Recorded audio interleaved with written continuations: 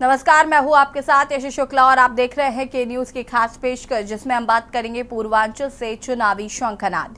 लगातार पीएम मोदी पूर्वांचल का दौरा कर रहे हैं। कल वाराणसी में थे, आज आजमगढ़ में रहे। कई विकास परियोजनाओं की सौगात पीएम मोदी ने पूर्वांचल को दी है, लेकिन समझना ये बेहद जरूरी है कि आखिर बीजेपी के लिए पूर्वांचल क्यों जरूरी है। प्रधानमंत्री का दौरा पूर्वांचल में क्यों खास हो जाता है। 2019 के आम चुनाव में 19 सीटों पर हार मिली थी, जिसमें घोसी, आजमगढ़, लालगंज, जौनपुर समेत कई सीटें शामिल हैं। बीजेपी का पूर्वांचल पर खासा फोकस है। पूर्वांचल की जनता चाहती थी यहां पर विकास हो और प्रधानमंत्री इस कड़ी में आज विकास की गति को धार देने का काम करते नजर आए। अगर हम बात करें कि पूर्वांचल में पिछली बार कितनी सीटें बीजेपी की झोली में गईं, तो तीनों सीटों को हार का सामना करना पड़ा था। अपनी हारी हुई सीट पर बीजेपी इस बार फोकस कर रही है। अगर बीजेपी को 400 पार जाना है तो उस लिहाज से पूर्वांचल बहुत ही अहम माना जा रहा है और इसी कड़ी में बीजेपी ने चुनावी शंखनाद पूर्वांचल से शुरू कर दिया है। देखिए रिपोर्ट। पीएम का मिशन पूर्वोत्तर, उसके बाद शाम में काशी। बीजेपी प्रत्याशी बनाए जाने के बाद पहली बार पीएम मोदी काशी पहुंचे। रोड शो के बाद काशी विश्वनाथ में दर्शन पूजन। बीते दिन पहले असम को कई सौगातें देने के बाद पीएम मोदी ने काशी का दौरा किया। लोकसभा चुनाव में प्रत्याशियों के ऐलान के बाद पीएम का वाराणसी में पहला दौरा रहा। जैसे ही पीएम मोदी वाराणसी एयरपोर्ट पहुंचे, तो एयरपोर्ट के बाहर सड़कों के दोनों तरफ हाथों में "मैं हूं मोदी का परिवार" का पोस्टर लेकर लोग और कार्यकर्ताओं की भीड़ प्रधानमंत्री के स्वागत के लिए खड़ी थी। वहीं जैसे ही पीएम मोदी ने काशी में अपने कदम को रखा, तो मानो कार्यकर्ताओं में बिजली सी दौड़ गई। एयरपोर्ट पर स्वागत सीएम योगी आदित्यनाथ ने पीएम का किया। पीएम ने हाथ उठाकर लोगों का अभिवादन किया।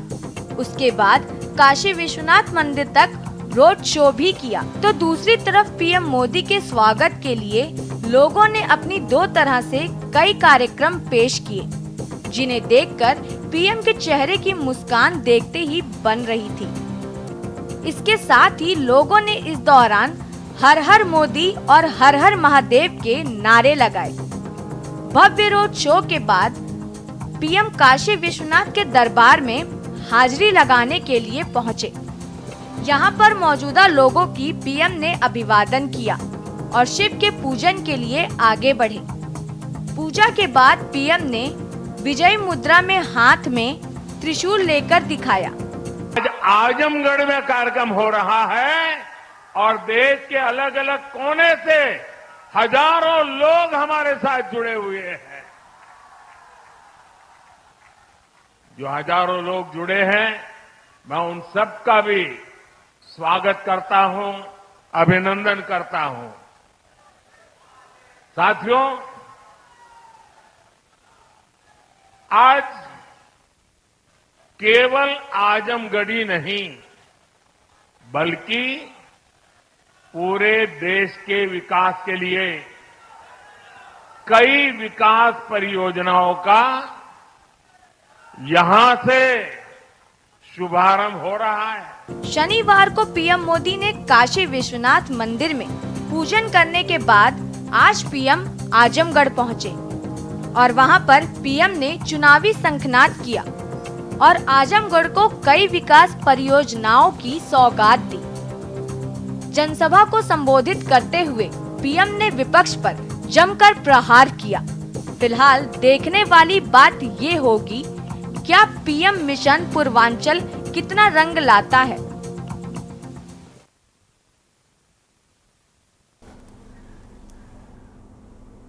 जी हाँ, तो पूर्वांचल से चुनावी शंखनाद प्रधानमंत्री नरेंद्र मोदी ने कर दिया है और आपको बता दें कि पूर्वांचल बीजेपी के लिए जरूरी है और हम इसी पर बातचीत करेंगे। हमारे साथ मेहमान जुड़ चुके हैं, कृष्णा पंडित वरिष्ठ पत्रकार हमारे साथ जुड़ चुके हैं, मनदीप सिंह जी बीजेपी नेता हमारे साथ जुड़ चुके हैं और आप दोनों का बहुत बहुत स्वागत। शुरुआत मनदीप सिंह जी से करेंगे। मनदीप जी, पूर्वांचल से चुनावी शंखनाद, कल भी हम इस पर चर्चा कर रहे थे और प्रधानमंत्री आज जिस तरीके से अखिलेश के गढ़ आजमगढ़ में नजर आए और यहाँ पर उन्होंने जो चुनावी हुंकार भरी और विकास परियोजनाओं की जो सौगात प्रधानमंत्री ने दी है, तो कहीं ना कहीं ये दर्शाता है कि पूर्वांचल जो है वो इस वक्त बीजेपी के लिए बहुत जरूरी है।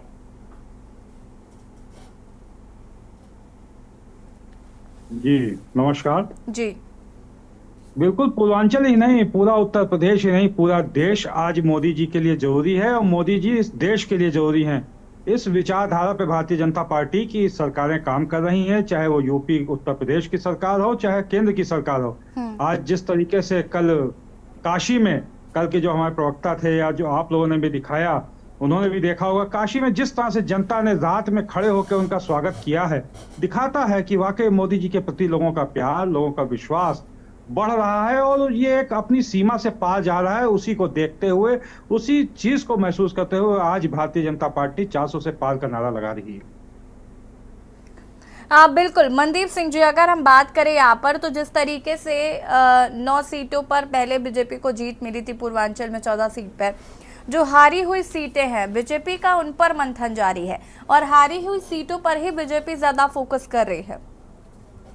जी बिल्कुल, हम समीक्षा करते हैं। हमारी पार्टी लोकतांत्रिक पार्टी है जहां पे हर चीज की समीक्षा होती है, लोग बैठते हैं, जिम्मेदारियों का लोगों को एहसास कराया जाता है, जिनकी जिम्मेदारियां होती हैं। कार्यकर्ता लगे हैं, हमने 5 साल सत्ता का सुख नहीं भोगा, 10 साल सत्ता का सुख नहीं भोगा।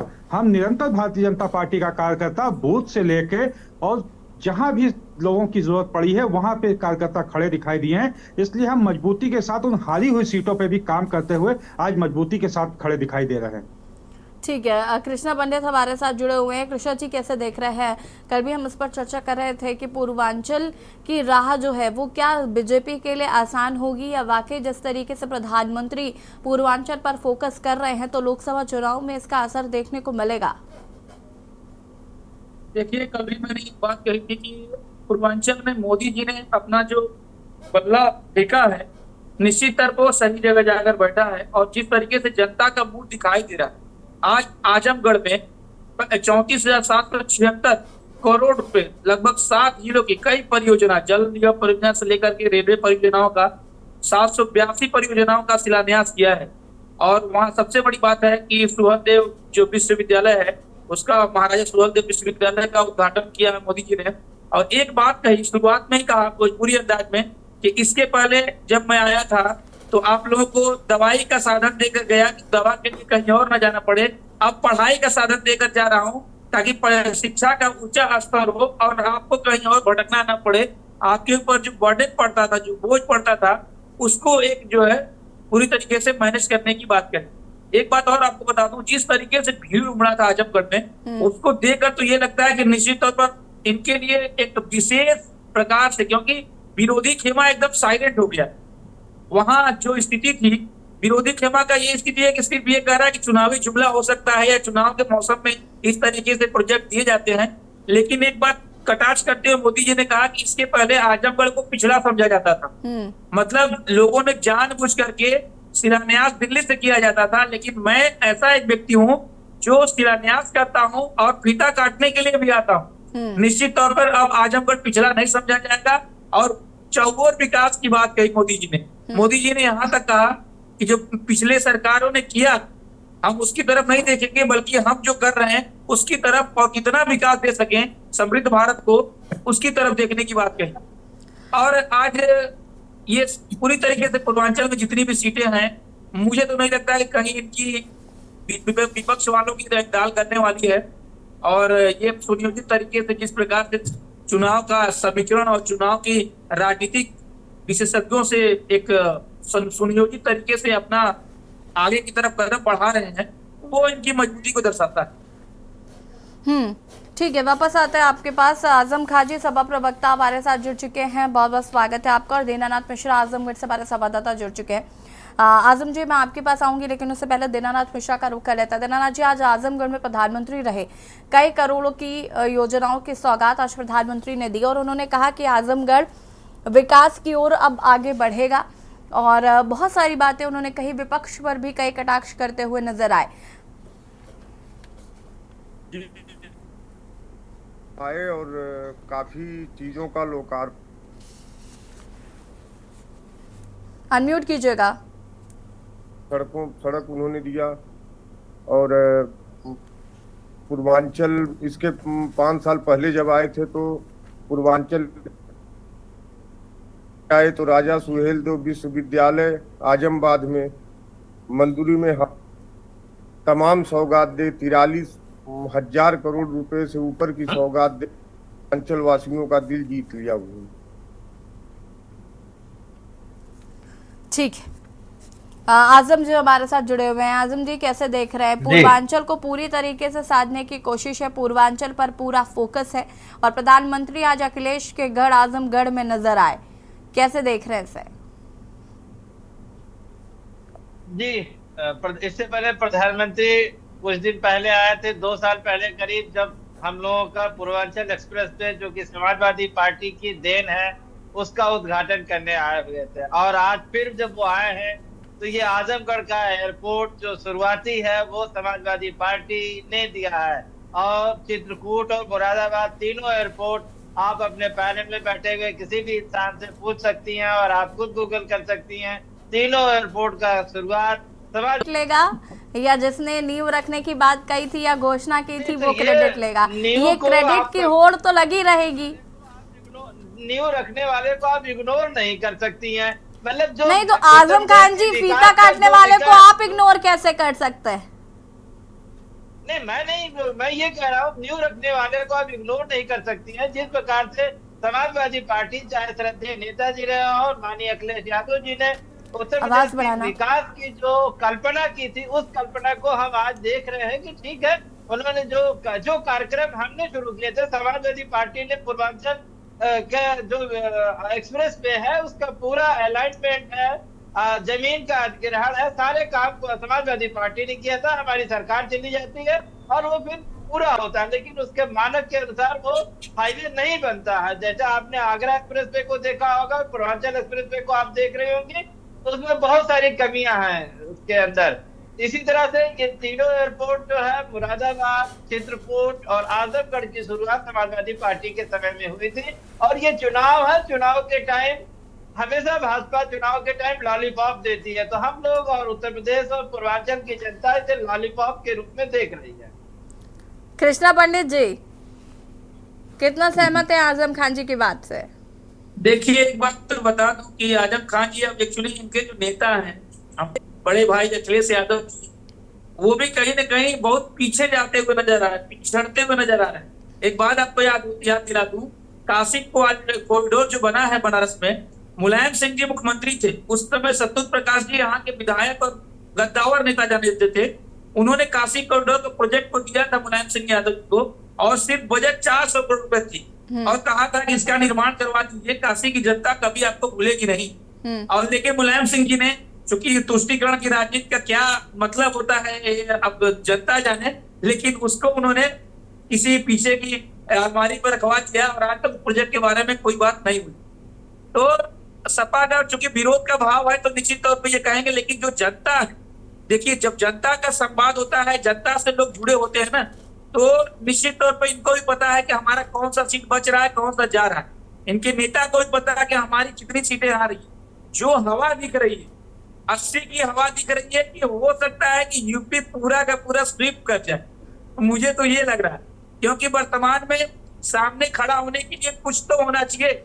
आपने 5 साल 10 साल कृष्णा पंडित जी बहुत बड़ी बात आपने कह दी कि 80 की 80 सीटों पर हो सकता है बीजेपी काबिज हो जाए। और बड़ी बात यह है कि आपको लगता है कि विपक्ष में कहीं ना कहीं कुछ कमियां खामियां हैं, विपक्ष ने जो मुद्दे हैं उनको ठीक तरीके से नहीं उठाया है? जी देखिए, मेरा मकसद ये नहीं कि मैं भाजपा की बात करूं या सपा की बात करूं, मैं सिर्फ निष्पक्ष पत्रकारिता की बात करता हूं, करते आ रहा हूं। मेरा कहना यह है कि देखिए 10 सालों में जो आपका विरोध था वो ग्राउंड लेवल का विरोध भी नहीं हो पाया, चाहे बेरोजगारी का मुद्दा हो, चाहे जन समस्या की मुद्दा हो, जन मुद्दे पे आप कहीं भी खड़े उतरे नहीं है। आप विपक्ष की बात करते हैं, निश्चित तौर पर सबसे मजबूत विपक्ष अगर पूरे इंडिया में कोई है तो उत्तर प्रदेश है और सपा है, लेकिन आप कहाँ खड़े दिख रहे हो? आपके लोग सिर्फ फोन से वार्ता करते हैं और जन समस्या के समाधान के लिए न सड़क पर उतरे न सदन में उतरे। जब भी बातें हुई तो सिर्फ एक फॉर्मेलिटी के तौर पर की गई।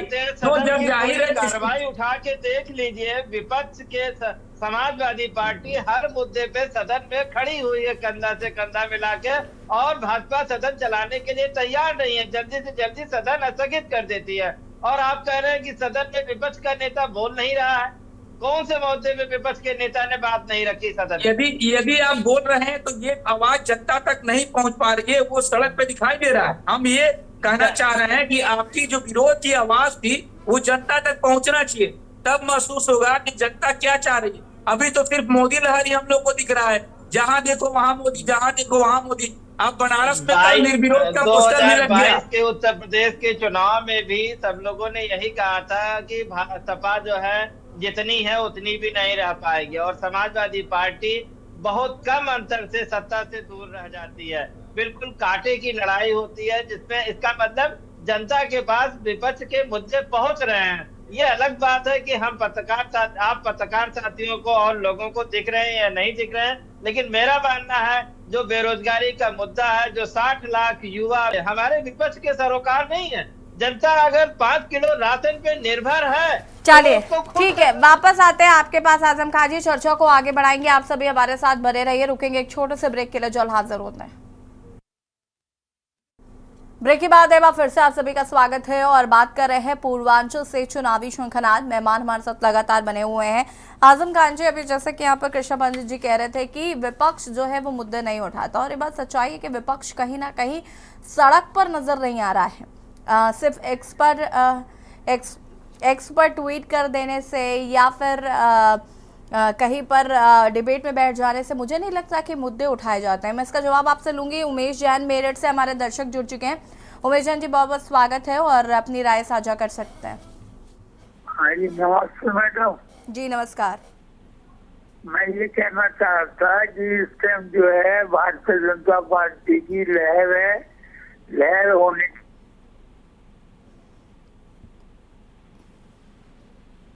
उमेश जैन जी, आपकी आवाज नहीं आ पा रही है।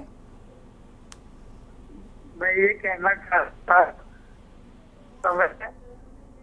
ठीक है उमेश जी, आपकी आवाज नहीं आ पा रही। बहुत बहुत शुक्रिया कॉल करने के लिए। बता दें कि करीब 42 करोड़ की सौगात आज प्रधानमंत्री ने दी है और पूर्वांचल कहीं ना कहीं फोकस है लगातार बीजेपी का, और ये साफ नजर आ रहा है। आजम खान जी अपनी बात को पूरा कर सकते हैं, उसके बाद मनदीप जी मैं आपके पास आती हूँ।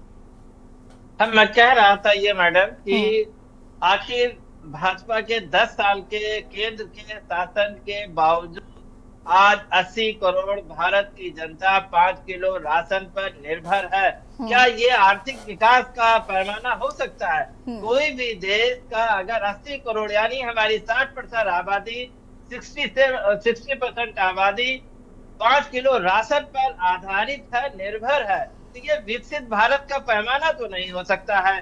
और इसी तरह से मैं ये कहना चाहूंगा कि जो हमारा करीब 2 करोड़ रजिस्टर्ड बेरोजगार है, उत्तर प्रदेश की मैं बात कर रहा हूँ, 2 करोड़ रजिस्टर्ड बेरोजगार है, तो कहाँ है नौकरियां? कहाँ दी गई? कहाँ चली गई? आसमान में चली गई। अगर नौकरियां दी गई होती तो लोगों के पास पैसा होता, लोग अपना अनाज खरीद सकते थे, न कि सरकार को उन्हें अनाज देना पड़ता। अगर किसानों की आय दुगनी करने का इन्होंने वादा किया था, और एनसीआरबी का डाटा कहता है कि पिछले 10 सालों में 1 लाख किसानों ने आत्महत्या की है। आखिर 1 लाख किसान आत्महत्या के लिए क्यों मजबूर हुआ? अगर ये किसान समर्थक सरकार और इतने ही बल्ले बल्ले है, भारत में सब कुछ विकास के चरम पर है, तो आखिर किसान कर्ज के तले दबा हुआ आत्महत्या क्यों कर रहा है? और आज किसान की आय सिर्फ 27 रुपया प्रतिदिन है। ये भारत सरकार का डाटा है, मेरा डाटा नहीं है। तो जो बेरोजगारी के मुद्दा है, जो किसानों का मुद्दा है, वो बहुत ही चरम पर है, जिसको शायद भाजपा और भाजपा समर्थक लोग देख नहीं पा रहे हैं। मनदीप सिंह जी, जवाब दीजिए प्लीज। भारतीय जनता पार्टी के कार्यकर्ता और भारतीय जनता पार्टी का शीर्ष नेतृत्व जो देख पा रहा है, वो शायद आज विपक्ष देखने को तैयार नहीं है। आज जो देश की दिशा और देश की दशा बदली है, जो लोगों में विश्वास जगा है। आप अभी कह रहे थे कि हम लोगों ने ये बनाया, हमने वो बनाया। अभी आप राज्यसभा के चुनाव हुए, आप उसमें कहते हो कि हम सदन में अपनी बात उठाते हैं, सड़क पे तो आप कहीं दिखाई नहीं देते हो, सदन में अपने लोगों को रोक नहीं पाते हो। जब आप सदन में आपके विधायक जो आज तक आपके साथ थे, आपके वरिष्ठ नेता थे, वो अपनी आत्मसम्मान को देखते हुए जाके आपके साथ क्रॉस वोटिंग करके इस देश के विकास के साथ जुड़ना चाहते हैं, तो जब आप अपने विधायकों को नहीं रोक पा रहे हो, नहीं जोड़ पा रहे हो अपनी विचारधारा से जो इतने सालों से जुड़े, तो आप जनता के साथ क्या जुड़ोगे? जनता के साथ आप विपक्ष का जुड़ाव खत्म होता जा रहा है। केवल स्वार्थ की राजनीति, अपने पुत्र को स्थापित करना है, कहीं पे मुख्यमंत्री बनाना है, किसी को अपने परिवार को मुख्यमंत्री बनाना है, केवल मलाई काटने का काम आज जनता समझ चुकी है। मैडम, मैंने इनसे पूछा था कि आखिर 80 करोड़ की जनता को 5 किलो अनाज की क्यों जरूरत पड़ रही है? क्या भाजपा के प्रवक्ता ये बता सकते हैं ये विकास का पैमाना है? अगर ये विकास का पैमाना है तो शायद हमारे पुराने दिन ही अच्छे थे, ये नए दिन तो शायद अच्छे नहीं कहे जाएंगे। अगर 5 किलो राशन जनता को की निर्भरता है एक बात, और ये कहते हैं कि विधायक चले जाते हैं। अरे विधायक आए जाए उससे क्या लेना देना है? जो वो है, जो विधायकों से और सांसदों से ही बनती है, उनके आने जाने से ही बनती है। आप क्या बात कर रहे हो? विधायक आए जाए तो राजनीति किस लिए कर रहे हो? सत्ता के लिए राजनीति कर रहे हो? विधायकों के आने जाने को आज आप कह लो कि आए जाए, विचारधारा से जोड़ने की बात हो रही है। ठीक है, आपको यहाँ पर रोकना चाहेंगे। और इसी बीच आपको लखनऊ से बड़ी खबर बता देते हैं। लखनऊ से बड़ी खबर, सपा ने एमएलसी के उम्मीदवार किए तय। लखनऊ से खबर, सपा ने एमएलसी के उम्मीदवार तय किए। सपा ने आलोक शाक्य का नाम तय किया है। किरणपाल कश्यप का नाम भी शामिल। गुड्डू जमाली भी सपा से बनेंगे एमएलसी। लखनऊ से खबर, सपा ने एमएलसी के उम्मीदवार किए तय। सपा ने आलोक शाक्य का नाम किया तय। सपा ने एमएलसी के उम्मीदवार किए तय। सपा ने आलोक शाक्य का नाम तय किया है।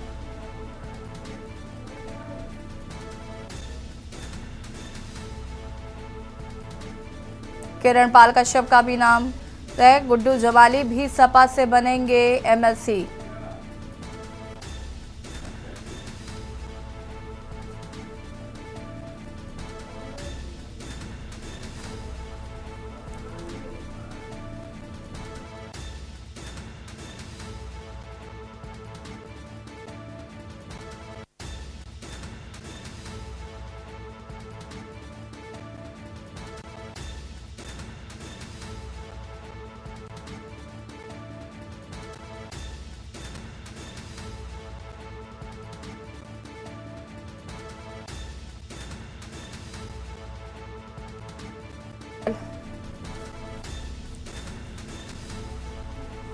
गुड्डू भी सपा से बनेंगे एमएलसी। और आपको बता दें कि गुड्डू जमाली भी हाल ही में बसपा से समाजवादी पार्टी में शामिल हुए हैं, तो पार्टी ने गुड्डू जमाली पर भी भरोसा जताया है। सपा ने एमएलसी के लिए अपनी लिस्ट जारी कर दी है। सपा ने आलोक शाक्य का नाम तय किया है।